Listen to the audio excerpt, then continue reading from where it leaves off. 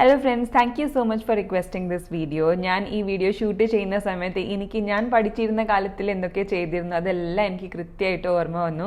Especially grade 10th board എക്സാമിൻ്റെ സമയത്ത് എനിക്ക് ഇപ്പോഴും ഓർമ്മയുണ്ട്. എൻ്റെ ബെഡ്റൂമിൻ്റെ കളർ ഡാർക്ക് പിങ്ക് കളർ ആയിരുന്നു. Because at that time my style was rebel and Gothic.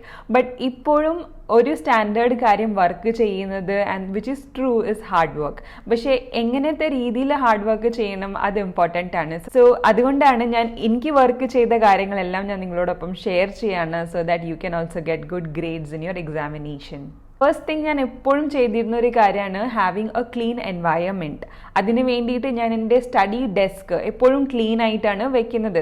Whenever I M starting, ഞാൻ സ്റ്റാർട്ട് ചെയ്യുന്ന സമയത്ത് തന്നെ ഞാൻ എൻ്റെ ഡെസ്ക് ക്ലീൻ ചെയ്യും. ആൻഡ് അതോടൊപ്പം തന്നെ എൻ്റെ മൈൻഡ് കാം ആവുന്നതും എനിക്ക് ഫീൽ ചെയ്യാറുണ്ട്. സോ ഞാൻ ഒരു പ്രാവശ്യം പഠിക്കാൻ ഇരുന്ന് കഴിഞ്ഞാൽ അറ്റ് എ സ്ട്രെച്ച് 45 minutes ഞാൻ ഇരിക്കാറുണ്ട്. So I want my space to be clean and have a good vibe.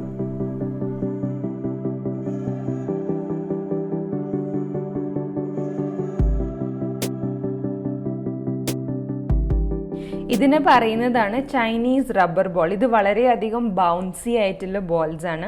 ഇതിൽ വേരീഡ് ആയിട്ടുള്ള സൈസസ് അവൈലബിൾ ആണ്.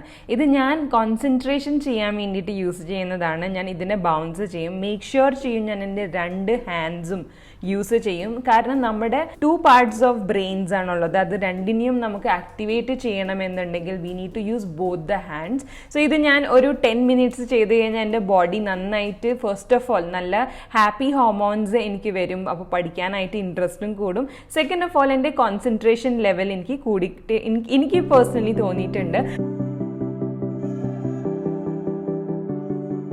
അടുത്തൊരു ഇമ്പോർട്ടൻറ്റ് കാര്യമാണ് ടൈം ടേബിൾ ഉണ്ടാക്കുന്നത്. നിങ്ങൾക്കൊരു പ്ലെയിൻ പേജ് എടുത്ത് ഉണ്ടാക്കാം, അല്ലെങ്കിൽ പ്ലാനേഴ്സ് ഒക്കെ ഉണ്ടെങ്കിൽ പ്ലാനേഴ്സ് യൂസ് ചെയ്തിട്ട് ഉണ്ടാക്കാം. ഇപ്പോൾ കുറേ അധികം സ്റ്റഡി പ്ലാനേഴ്സ് അവൈലബിൾ ആണ്, to do list planners available ആണ്. നിങ്ങൾക്ക് ഞങ്ങളുടെ അനോക്കി പ്ലാനർ വേണമെങ്കിൽ വാങ്ങിച്ചിട്ട് പ്ലാനിങ് സ്റ്റാർട്ട് ചെയ്യാം.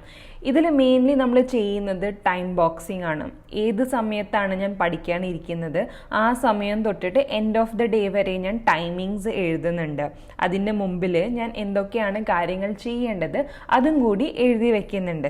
എനിക്കറിയാം ടൈം ടേബിൾ ഉണ്ടാക്കുമ്പോൾ ആദ്യം തന്നെ മനസ്സിൽ വരുന്നത് ഇതൊക്കെ ചെയ്യാൻ പറ്റുമോ എന്നൊരു ക്വസ്റ്റ്യൻ ആണ്. പക്ഷെ നമുക്ക് തന്നെ കൺവിൻസ് ചെയ്യേണ്ട ഒരു കാര്യമാണ്, നമുക്ക് ടൈം ടേബിൾ ഉണ്ടാക്കുന്നത് അത് 100% ഫോളോ ചെയ്യാൻ വേണ്ടിയിട്ട് അല്ല. നമ്മളൊരിത് പ്ലാൻ ചെയ്യണം. നമുക്ക് എത്രത്തോളം ചെയ്യാൻ പറ്റും അത് നമ്മുടെ എല്ലാവരുടെയും കേപ്പബിലിറ്റീസ് വ്യത്യാസമാണ്. സോ അതിൽ നിന്നൊരു 20%, 40%, 50% എത്ര പെർസെൻറ്റേജ് കഴിഞ്ഞാലും കീപ് ഡൂയിങ് ഇറ്റ്. ഒരു 100% കിട്ടിയില്ല എന്ന് വിചാരിച്ചിട്ട് ഇന്ന് നമുക്ക് ചെയ്യാൻ പറ്റിയില്ല എന്ന് വിചാരിച്ചിട്ട് നാളെ ട്രൈ ചെയ്യാതിരിക്കരുത്. ഐ വിൽ സജസ്റ്റ് നിങ്ങൾ ആ പ്ലാൻ ചെയ്തിട്ട് അതിൽ നിന്ന് ഒന്നും തന്നെ നിങ്ങൾക്ക് ചെയ്യാൻ പറ്റിയില്ലെങ്കിൽ പോലും നിങ്ങൾക്കൊരു ക്ലിയർ ഐഡിയ ഉണ്ട് നിങ്ങൾക്ക് എവിടെയാണ് തെറ്റ് പറ്റിയത്, നിങ്ങൾ എന്തൊക്കെയാണ് ചെയ്യാതിരുന്നത്, അറ്റ്ലീസ്റ്റ് നിങ്ങൾക്കത് അറിയാൻ പറ്റും. സോ ഡെഫിനറ്റ്ലി ഒരു ടൈം ടേബിൾ ഉണ്ടാക്കുമ്പോൾ നമുക്കൊരു ക്ലിയർ പിക്ചർ കിട്ടും. നമ്മൾ എന്താണ് ശരിക്കും ചെയ്യുന്നത്, അല്ലെങ്കിൽ എന്തൊക്കെ നമുക്ക് ചെയ്യണം, കാര്യങ്ങൾ ബാക്കിയുണ്ട്, അത് ക്വാണ്ടിഫൈ ചെയ്യാൻ പറ്റുള്ളൂ. കാരണം നമുക്ക് മാർക്സ് കിട്ടുന്നത് നമുക്ക് നമ്പേഴ്സിലാണ്. സോ നമുക്ക് പഠിക്കാനുള്ള കാര്യങ്ങൾ നമ്മൾ തന്നെ നമ്പേഴ്സിൽ ഡിവൈഡ് ചെയ്യണം. ഈ ഒരു ചാപ്റ്റർ പഠിക്കാൻ 1 മണിക്കൂർ പിടിക്കും, 2 മണിക്കൂർ പിടിക്കും എന്ന് നമ്മൾ തന്നെ ഡിവൈഡ് ചെയ്താലേ നമുക്ക് മാർക്സ് നല്ല രീതിയിലായിട്ട് കിട്ടാൻ പറ്റുള്ളൂ.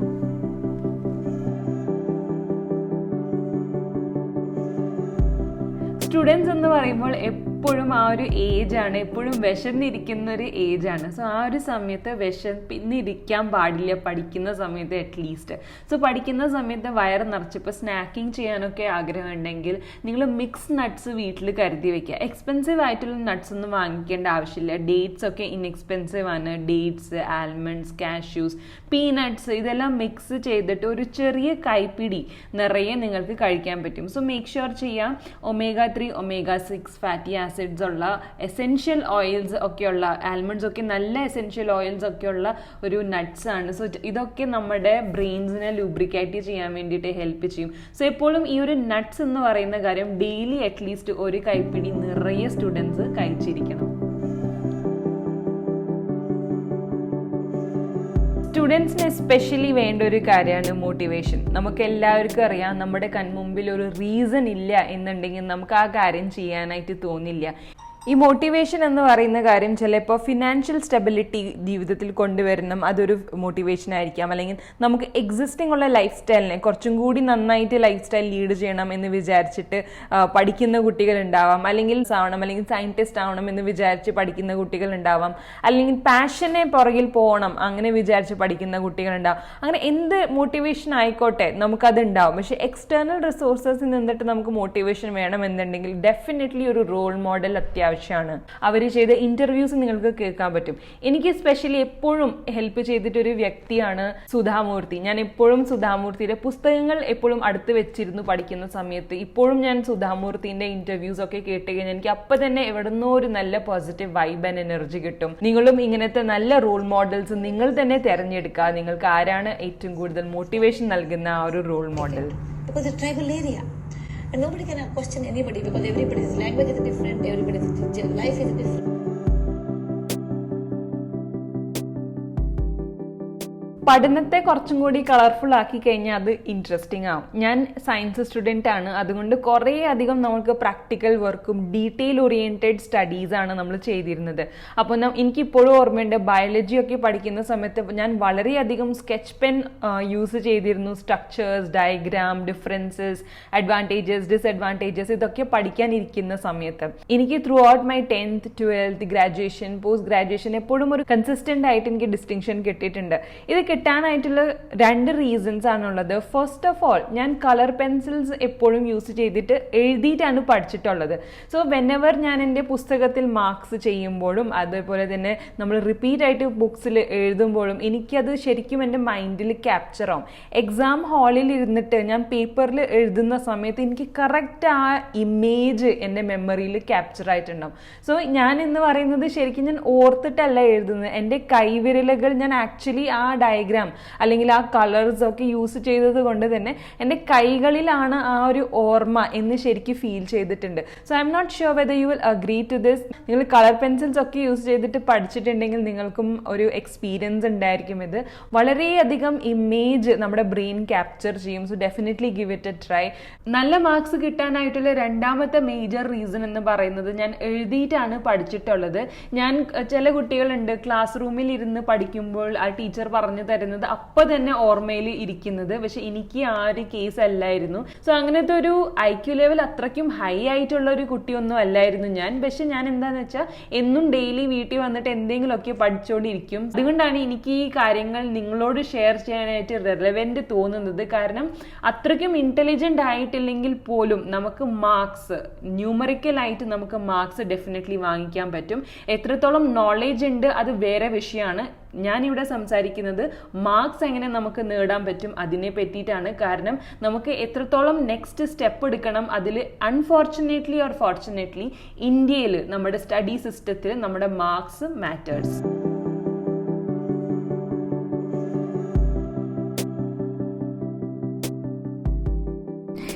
വെയിറ്റ് ലോസ് ചെയ്യാൻ ആഗ്രഹിക്കുന്ന കുട്ടികൾക്ക് ഒരു ഗുഡ് ന്യൂസ് ഉണ്ട്. നമ്മൾ പഠിക്കാനിരിക്കുമ്പോൾ നമ്മുടെ മൈൻഡ് വർക്ക് ചെയ്യുമ്പോഴും നമ്മുടെ കാലറീസ് നന്നായിട്ട് ബേൺ ചെയ്യുന്നുണ്ട്.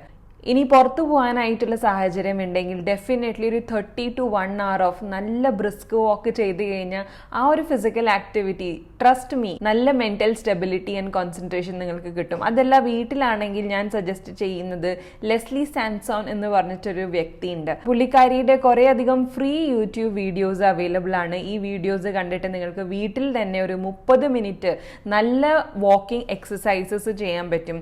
Last but not the least ടിപ്പാണ് to make a to-do list. To-do ലിസ്റ്റിൻ്റെ കോൺസെപ്റ്റ് മിക്കവാറും എല്ലാവരും ചെയ്യുന്നതാണ്. പക്ഷേ പരീക്ഷയുടെ സമയത്ത് നമ്മളെല്ലാവരും ഓവർവെൽം ആയിരിക്കുന്ന ഒരു സമയമാണ്.